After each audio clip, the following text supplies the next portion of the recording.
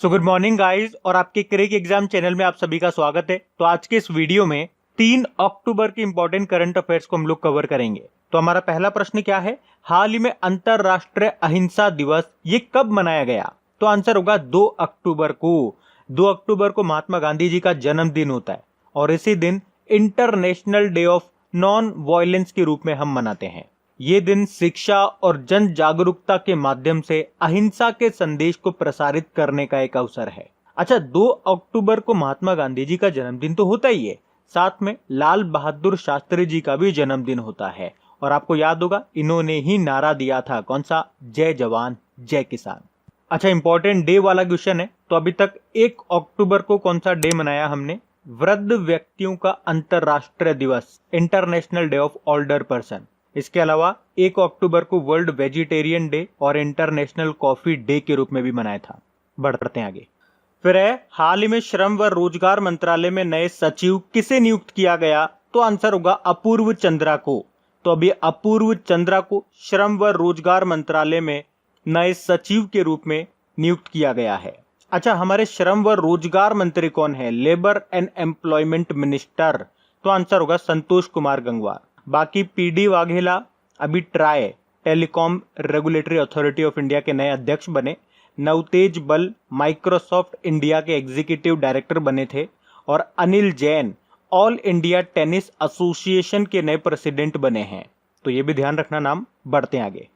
और गाइज, अगर वीडियो आपको अच्छा लग रहा है तो प्लीज इसे लाइक करते हुए चलना। देखिए आप लोगों ने अभी लाइक किया है या नहीं किया है। नहीं किया है तो अभी इसको लाइक कर दीजिए, लास्ट तक आप लोग भूल जाओगे मैं कह रहा हूँ। और हाँ, इसे शेयर भी जरूर कर देना अपने दोस्तों के साथ में। और अगर आप में से कोई स्टूडेंट इस चैनल को फर्स्ट टाइम देख रहा है तो आप इस चैनल को सब्सक्राइब कर सकते हैं। सब्सक्राइब करने के बाद में पास में बेल आइकन को जरूर प्रेस कीजिएगा ताकि आगे के आपको नोटिफिकेशन मिलते रहें, ताकि आपसे कोई भी वीडियो मिस न हो। बेल आइकन को प्रेस करना जरूरी है। चलिए बढ़ते हैं आगे।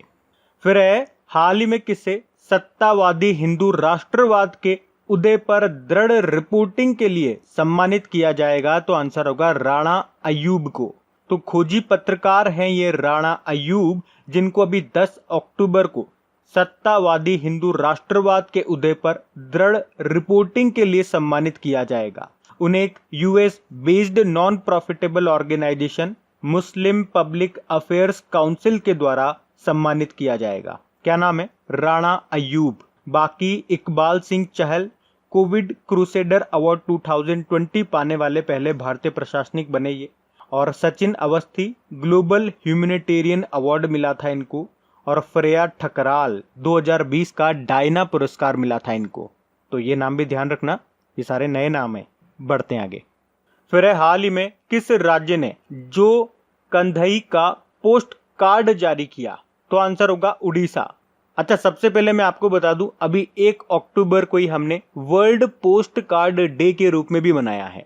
तो अभी इसी दिन उड़ीसा ने जो कंधई नाम से पिक्चर पोस्ट कार्ड जारी किया और इसका उद्देश्य है उड़ीसा और देश के दूसरे हिस्सों में पारंपरिक खिलौने बनाने वाले कारीगरों को बढ़ावा देना। अब बात उड़ीसा की है तो येरा मैप में उड़ीसा, कैपिटल भुवनेश्वर है, मुख्यमंत्री हैं नवीन पटनायक और गवर्नर हैं गणेशी लाल। और यहाँ के चीफ जस्टिस कौन है? मोहम्मद रफीक हैं। उसके अलावा अभी हमने पढ़ा था पर्यटकों को लुभाने के लिए अभी उड़ीसा सरकार ने उड़ीसा बाय रोड अभियान शुरू किया था। उड़ीसा ने ही स्लम अपग्रेडेशन प्रोग्राम शुरू किया और एक गरिमा योजना भी शुरू की थी। उसके अलावा अमृत योजना रैंकिंग में टॉप पे रहा उड़ीसा। और अभी उड़ीसा सरकार ने किन्नरों यानी कि ट्रांसजेंडर्स को मधु बाबू पेंशन योजना में शामिल किया। सरकारी भूमि की सुरक्षा के लिए स्पेस टेक्नोलॉजी और आर्टिफिशियल इंटेलिजेंस का उपयोग करने वाला पहला राज्य बना उड़ीसा। और उड़ीसा सरकार ने हरित आवरण बढ़ाने के लिए सबुजा उड़ीसा पहल की शुरुआत की। उसके अलावा भूमिहीन किसानों को लोन देने के लिए बलराम योजना शुरू की। जनजातीय हॉस्टल्स के लिए आईएसओ सर्टिफिकेट पाने वाला पहला राज्य बना उड़ीसा। एक विशेष आजीविका हस्तक्षेप योजना भी शुरू की है। बंदे उत्कल जननी को स्टेट सॉन्ग का दर्जा मिला अभी, जिसको लिखा है के लक्ष्मीकांता महापात्रा ने। और किसानों को कॉन्ट्रैक्ट फार्मिंग की अनुमति भी दे दी है। उसके अलावा याद रखना, ये प्रश्न कई बार पूछा जा चुका है कि ब्लैक पगोडा टेम्पल किसको कहते हैं? तो कोणार्क सन टेम्पल को कहते हैं। आपका जो 10 रुपए वाला नोट है उसके ऊपर भी इसी का चित्र अंकित है। लॉन्गेस्ट डैम ऑफ इंडिया भी कई बार पूछा जा चुका है एग्जाम में, हीराकुड डैम है। उड़ीसा में है, किस नदी पे है तो महानदी पर है। और बाराबत्ती स्टेडियम पूछा जाता है एज ए स्टैटिक, कहाँ पर है, कटक उड़ीसा में है। उसके अलावा ये जो आप देख रहे हो ये भारत की सबसे बड़ी और दुनिया की दूसरी सबसे बड़ी खारे पानी की तटीय झील है, चिल्का लेक बोलते हैं इसको, तो ये भी याद रखना। बढ़ते हैं आगे। फिर है हाल ही में हरियाणा का मुख्य सचिव किसे नियुक्त किया गया, तो आंसर होगा विजय वर्धन को। तो अभी हरियाणा सरकार ने विजय वर्धन को चीफ सेक्रेटरी के रूप में नियुक्त किया है और ये हरियाणा के 34वें नंबर के मुख्य सचिव हैं। बाकी अल्पन बंदोपाध्याय अभी कुछ दिन पहले ही पश्चिम बंगाल के नए मुख्य सचिव बने थे। विनी महाजन पंजाब की पहली महिला चीफ सेक्रेटरी बनी ये। और नीतू डेविड, ये बीसीसीआई ने नीतू डेविड को अभी महिला चयन समिति का अध्यक्ष नियुक्त किया है, तो ये नाम भी याद रखना, ये इंपॉर्टेंट नाम रहेगा नीतू डेविड वाला। और विनी महाजन का नाम भी इंपॉर्टेंट है। बढ़ते हैं आगे। फिर है हाल ही में हीरो मोटोकॉर्प ने किसे अपना निदेशक नियुक्त किया, तो आंसर होगा BS धनोआ को। आप जानते हैं BS धनोआ कौन है, ये हमारे पूर्व एयर चीफ मार्शल हैं और अभी हीरो मोटोकॉर्प ने retired air chief marshal BS Dhanoa को अपनी कंपनी के बोर्ड में गैर कार्यकारी और स्वतंत्र निदेशक यानी कि नॉन एग्जीक्यूटिव और इंडिपेंडेंट डायरेक्टर के रूप में नियुक्त किया है। अच्छा, वैसे अभी वर्तमान में हमारे एयर चीफ मार्शल कौन है, राकेश कुमार सिंह भदौरिया हैं। बाकी SS देशवाल अभी नेशनल सिक्योरिटी गार्ड के डायरेक्टर जनरल बने, ये एक्चुअली एडिशनल चार्जेस मिला इनको। और सुरेश चंद्र शर्मा राष्ट्रीय चिकित्सा आयोग के पहले अध्यक्ष बने। और M वीर लक्ष्मी भारत की पहली महिला एम्बुलेंस ड्राइवर बनी है, ये तमिलनाडु से ये। बढ़ते हैं आगे। फिर अगला प्रश्न है हाल ही में कंबोडिया में भारतीय राजदूत के रूप में किसे नियुक्त किया गया, तो आंसर होगा देवयानी उत्तम खोबरागड़े को। तो अभी देवयानी उत्तम खोबरागड़े को कंबोडिया में भारत का अगला राजदूत यानी कि एम्बेसडर के रूप में नियुक्त किया है। बाकी डॉक्टर नीना मल्होत्रा अभी इटली में भारतीय राजदूत बनी है ये। और राजकुमार श्रीवास्तव ये क्रोएशिया में भारतीय राजदूत बने थे। और रविश कुमार ये फिनलैंड में भारतीय राजदूत बने थे। अब बात कंबोडिया की है, तो ये रहा मैप में कंबोडिया। कैपिटल फ्नॉम पेन है, करेंसी है कंबोडियन रील। बढ़ते हैं आगे। फिर है हाल ही में जारी NCRB के डेटा के अनुसार भारत में 2018 से 2019 तक महिलाओं के खिलाफ अपराधों में कितनी वृद्धि हुई है, तो आंसर होगा 7.3%। तो NCRB मतलब नेशनल क्राइम रिकॉर्ड ब्यूरो यानी कि राष्ट्रीय अपराध रिकॉर्ड ब्यूरो के क्राइम इन इंडिया 2019 के अनुसार 2018 से 2019 तक महिलाओं के खिलाफ अपराधों में 7.3% की वृद्धि हुई है। और अनुसूचित जाति के खिलाफ अपराधों में भी 7.3% की वृद्धि हुई है। और आपको बता दूं उत्तर प्रदेश में इन दोनों श्रेणियों में सबसे ज्यादा मामले दर्ज हुए हैं। बढ़ते हैं आगे। फिर है एस्टेरॉयड माइनिंग रोबोट नामक दुनिया के पहले खनन रोबोट को किस देश के द्वारा अंतरिक्ष में भेजा जाएगा, तो आंसर होगा चाइना। तो चाइना की एक प्राइवेट कंपनी है ओरिजिन स्पेस, तो इसके माध्यम से इसी साल नवंबर तक दुनिया का पहला खनन रोबोट अंतरिक्ष में भेजा जाएगा। तो एस्टेरॉयड माइनिंग रोबोट के रूप में नामित यह खनन रोबोट मूल्यवान संसाधनों की पहचान करने और उन्हें निकालने के लिए प्रारंभिक मूल्यांकन का एक हिस्सा होगा। अब बात चाइना की है, तो ये रहा मैप में चाइना। तो चाइना की कैपिटल है बीजिंग, करेंसी है रेनमिनबी और प्रेसिडेंट हैं शी जिनपिंग। अभी आपको याद होगा चाइना ने मंगल पर अपना पहला स्वतंत्र मिशन तियानवेन-1 को लॉन्च किया था और यूनाइटेड नेशन ने जो global e waste monitor report जारी की थी उसमें टॉप पे रहा था चाइना।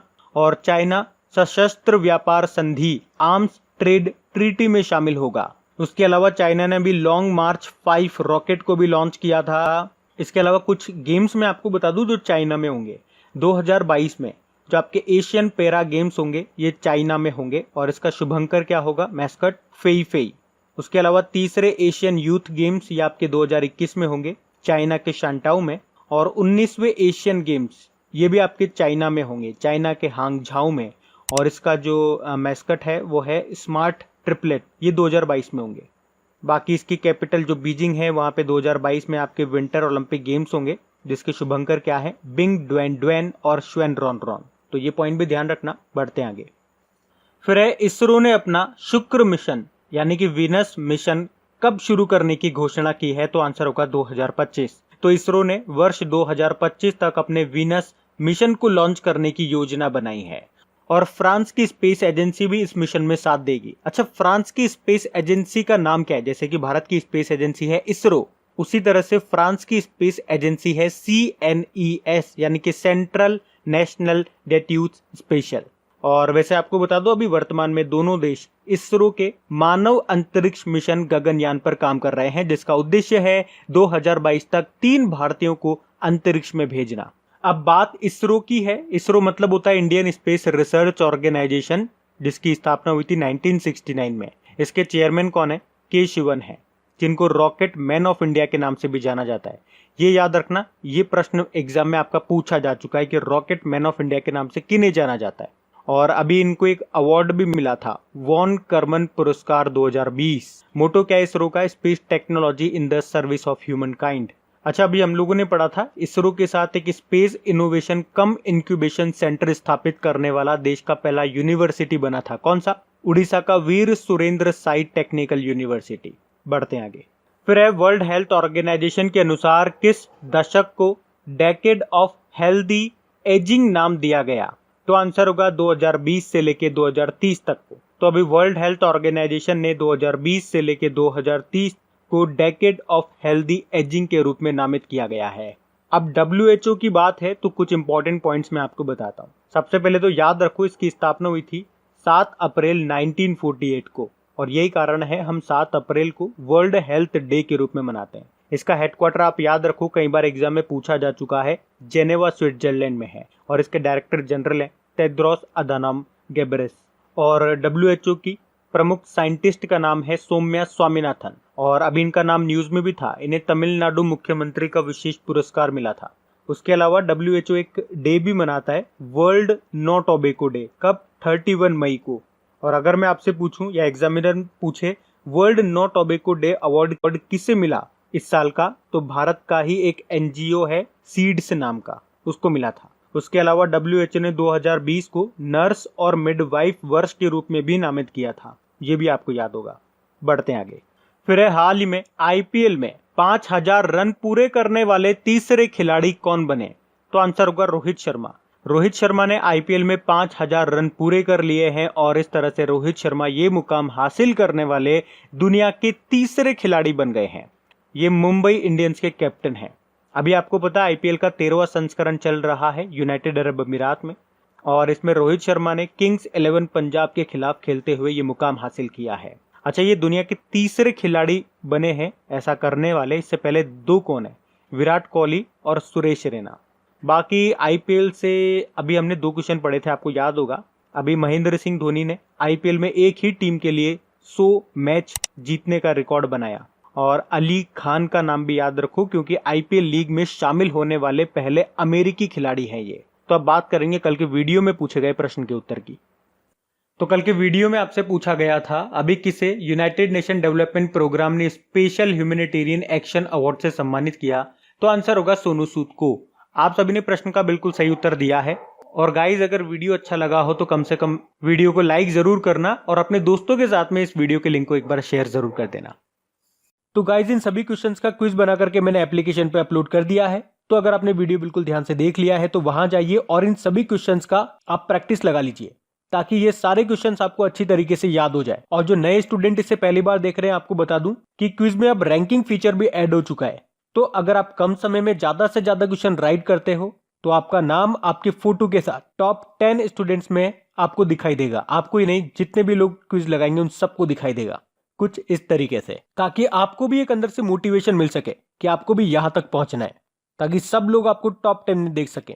और वैसे भी आप तो आपके इन करंट अफेयर्स का रिवीजन करवाने के लिए मैं इसका ऑडियो भी तैयार कर रहा हूं। तो दिन में 4 से 5 मिनट निकाल करके वो आप ऑडियो सुन लीजिए, ताकि आपका इन करंट अफेयर्स का फिर से रिवीजन हो जाए। क्योंकि आपको पता है चीजों को पढ़ना इंपॉर्टेंट है, लेकिन समय समय पर उनका रिवीजन करना बहुत ज्यादा जरूरी है। रिवीजन नहीं करोगे तो वो सारी चीजें आप भूल जाओगे। तो आप ही के लिए मैं इसका रिवीजन ऑडियो तैयार कर रहा हूँ। तो उस ऑडियो का लिंक मैंने नीचे डिस्क्रिप्शन में दे दिया है, वहां जाकर के आप मुझे फॉलो कर लीजिए। और फॉलो करने के बाद में पास में जो बेल आइकन आएगा आप उसे जरूर दबा लेना, ताकि जब भी मैं ऑडियो अपलोड करूं उसका नोटिफिकेशन आपको मिल सके। और एप्लीकेशन अगर अभी तक आपने डाउनलोड नहीं किए तो उसका लिंक भी आपको नीचे मिल जाएगा। वहीं पे आपको क्विज, वीडियो, PDF सब मिल जाएंगे। तो इस प्रश्न का उत्तर आता है तो कमेंट बॉक्स में जरूर टाइप करिए। चलिए अब मिलते हैं करंट अफेयर्स के रिवीजन वीडियो में। Thank you guys.